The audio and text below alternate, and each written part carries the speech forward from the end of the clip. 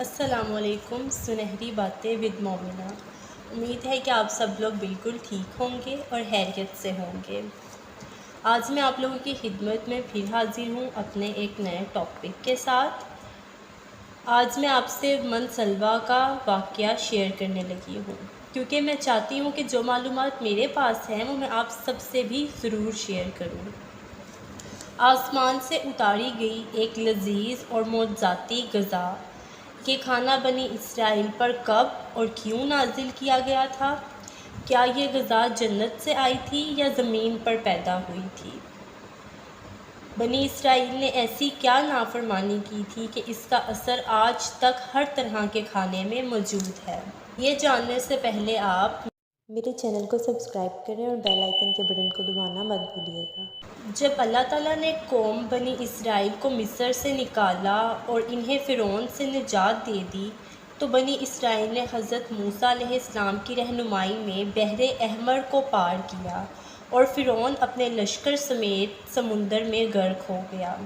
جب حضرت موسیٰ علیہ السلام کو کچھ اطمینان نصیب ہو گیا تو اللہ کا حکم ہوا کہ آپ بنی اسرائیل کے اس لشکر کو لے کر ارض مقدس یعنی شام میں داخل ہو جائیں، جس مقدس سرزمین کا وعدہ بنی اسرائیل سے لیا گیا تھا اور جو انہیں عطا کی جانے والی تھی۔ لیکن اس وقت ارض مقدس پر قوم عمالقہ کا قبضہ تھا، جو بدترین کفار تھے اور بہت طاقتور، جنگجو اور نہایت ظالم لوگ تھے۔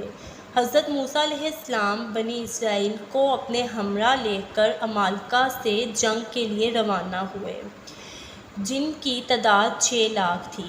لیکن جب یہ لوگ ارض مقدس کے قریب پہنچے تو ان کے دل میں ایک خوف طاری ہو گیا اور بزدلی پیدا ہو گئی۔ انہوں نے حضرت موسیٰ علیہ السلام سے کہا، اس شہر میں جبارین ہیں جو بہت زور آور اور زبردست ہیں، لہٰذا جب تک یہ لوگ اس شہر میں رہیں گے تو تب تک ہم ہرگز وہاں داخل نہ ہوں گے۔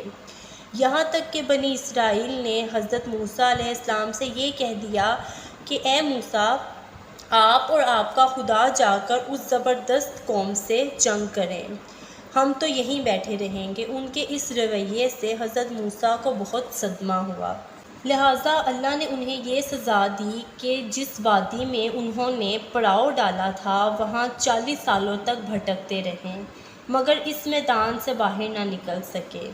اس میدان کا نام میدان طیہ تھا، وہ 27 میل کے رقبے پر مشتمل تھا۔ روایت ہے کہ بنی اسرائیل کے لوگ سامان اٹھا کر سارا دن چلنے کے بعد رات ایک جگہ پر پہنچتے اور جب صبح ہوتی تو وہ وہیں موجود ہوتے جہاں سے وہ چلے تھے، لہٰذا اب بنی اسرائیل اس میدان میں پھنس چکے تھے۔ ایک ہفتے میں سب کا سامان ختم ہو گیا تو ساری کی ساری قوم توبہ اور استغفار کرنے لگی اور معافیاں مانگنے لگی۔ میدان طیہ میں ہونے والے اس سخت امتحان اور مشکلات کو دیکھ کر حضرت موسیٰ علیہ السلام کو اپنی قوم پر رحم آیا اور آپ نے اللہ کی بارگاہ میں ان کے لیے دعا کی، لہٰذا اللہ تعالیٰ نے بنی اسرائیل کے لیے اس میدان میں بے شمار عطائیں اور نعمتیں نازل فرمائیں۔ جب بنی اسرائیل کو پیاس کی شدت محسوس ہوئی تو حضرت موسیٰ علیہ السلام نے اللہ کے حکم سے اپنا عصا مبارک ایک چٹان پر مارا تو اس چٹان سے بنی اسرائیل کے 12 قبیلے کے لیے 12 چشمے جاری ہو گئے۔ چونکہ یہ وادی وسیع میدان پر پھیلی تھی، وہاں سر چھپانے کے لیے بھی کوئی جگہ نہ تھی اور دن کے وقت سورج کی دھوپ اور تپش سے بنی اسرائیل بدحال ہو جاتے تھے، لہٰذا دھوپ سے بچاؤ کے لیے ایک بہت بڑا سفید بادل سارا دن بنی اسرائیل کے لوگوں کے لیے سایہ کرتا اور اس کے علاوہ رات میں میدان کے بیچوں بیچ ایک چمکدار ستون اترتا تھا جس کی روشنی میں وہ لوگ کام کاج کرتے۔ اس کے علاوہ بھی اللہ نے ان پر بہت سی عنایتیں کی تھیں۔ ان کی عنایتوں میں سے ایک عنایت اور نعمت من و سلویٰ تھی۔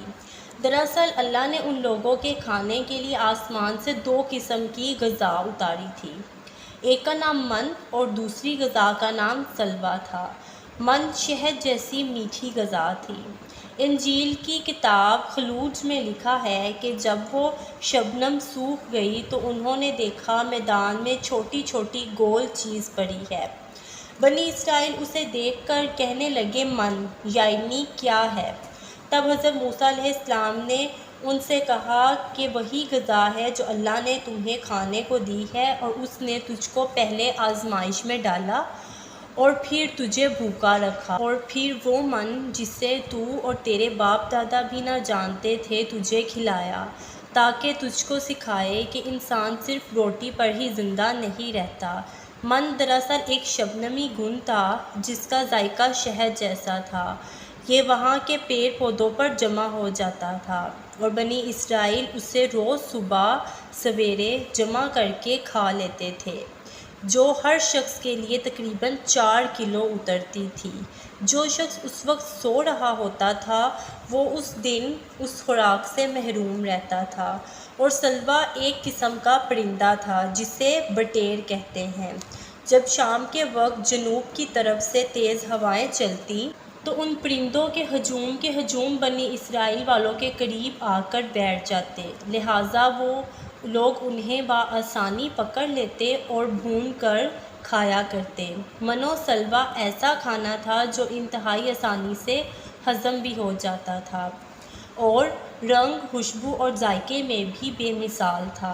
اس کے علاوہ بنی اسرائیل پر اللہ کی طرف سے یہ معجزہ ہوا کہ ان کے بال اور ناخن بڑے نہیں ہوتے تھے، اور نہ کپڑے پھٹتے اور نہ میلے ہوتے، اور جن بچوں کی پیدائش ہوتی ان کے جسم پر قدرتی لباس ہوتا۔ سبحان اللہ۔ اور جو بچے بڑے ہوتے رہتے ان کا لباس ان کے جسم کے ساتھ ہی بڑھتا رہتا۔ اس طرح اس وادی طیہ میں بنی اسرائیل من و سلوا اور ان چشموں کے سہارے ایک بہترین زندگی گزار رہے تھے۔ حضرت موسیٰ علیہ السلام کا یہ حکم تھا کہ روزانہ تم لوگ من و سلوا کھا لیا کرو اور کل کے لیے ہرگز اس کا ذخیرہ نہ کرنا۔ مگر بعض لوگوں کو یہ ڈر لگنے لگا کہ اگر کسی دن من و سلوا نہ اترا تو لوگ اس میدان میں بھوکے مر جائیں گے۔ چنانچہ ان لوگوں میں سے کچھ لوگوں نے چھپا کر کل کے لیے کھانا رکھ لیا۔ لہٰذا بنی اسرائیل نے جب نبی کی نافرمانی کی تو ایسی نحوست پھیل گئی کہ جو کچھ بھی لوگوں نے کل کے لیے جمع کیا تھا وہ سب سڑ گیا اور آئندہ کے لیے اس کے لیے اترنا بھی بند ہو گیا۔ لہٰذا احادیث مبارکہ میں رسول پاک صلی اللہ علیہ وسلم نے ارشاد فرمایا، بنی اسرائیل نہ ہوتے تو کھانا کبھی خراب نہ ہوتا اور گوشت کبھی نہ سڑتا۔ کھانے کا خراب ہونا اور گوشت کا سڑنا اسی تاریخ سے شروع ہوا، ورنہ اس سے پہلے نہ کھانا بگڑتا تھا اور نہ گوشت سڑتا تھا۔ دنیا کے مختلف قوموں اور مذہبوں میں بھی آسمان سے اترنے والی غذاؤں کا ذکر ملتا ہے۔ ہم نے دیکھا ہے کہ اللہ نے بنی اسرائیل کے لیے سمندر کو چیر کر راستہ پیدا کر دیا، وادی طیہ میں ان کے لیے بادل کا سایہ بھیجا، ان کی خاطر بنجر میدان میں چشمے جاری کیے، اور کھانے کے لیے آسمان سے من و سلوا بھی نازل کیا۔ لیکن ان تمام نعمتوں اور رحمتوں کے ملنے کے باوجود بنی اسرائیل کے سرکش لوگوں نے اللہ پر توکل نہ کیا۔ انہوں نے اللہ کے معجزات کو اپنی آنکھوں سے دیکھا تھا، لیکن اس کے باوجود انہوں نے کھانے کو اگلے دن کے لیے جمع کرنا شروع کر دیا، جبکہ حضرت موسیٰ علیہ السلام نے انہیں تاکید کی تھی کہ تم اللہ پر توکل رکھنا، تم لوگوں کے لیے روز من و سلوا یعنی جنت کا کھانا اترا کرے گا آسمان سے اللہ کی طرف سے، تم لوگ اس کو جمع مت کرنا۔ بالکل اسی طرح جب ہم کسی مصیبت یا پریشانی میں پھنسے ہوتے ہیں تو ہم یہ یاد نہیں رکھ پاتے کہ اللہ نے اس سے پہلے ہمارے لیے کیا کیا اور ہمیں کتنی نعمتیں عطا کی گئی تھیں۔ ہم صرف یہ دیکھتے ہیں کہ اس وقت ہم کتنی بڑی مصیبت میں پھنسے ہیں۔ مشکلیں چاہے کتنی ہی بڑی کیوں نہ ہوں، یہ یاد رکھنا چاہیے کہ ان مشکلوں سے بھی بڑا ہمارا اللہ ہے، جس کے لیے کچھ بھی ناممکن نہیں۔ اس طرح رزق کے لیے بھی ہمیں آنے والے دنوں کی فکر کرنے کی ضرورت نہیں، کیونکہ اللہ پر بھروسہ کرنے والوں کو وہ غیب سے مدد کرتا ہے۔ بے شک اسی کے ساتھ آپ کو میرا ٹاپک پسند آیا اور میری ویڈیو پسند آئی ہو تو میری ویڈیو کو لائک، شیئر اور چینل کو سبسکرائب ضرور کیجیے گا، اور بیل آئیکن کے بٹن کو دبانا مت بھولیے گا تاکہ میری آنے والی مزید معلوماتی ویڈیوز اور ٹاپک آپ کو ساتھ ساتھ ملتے رہیں۔ جزاک اللہ۔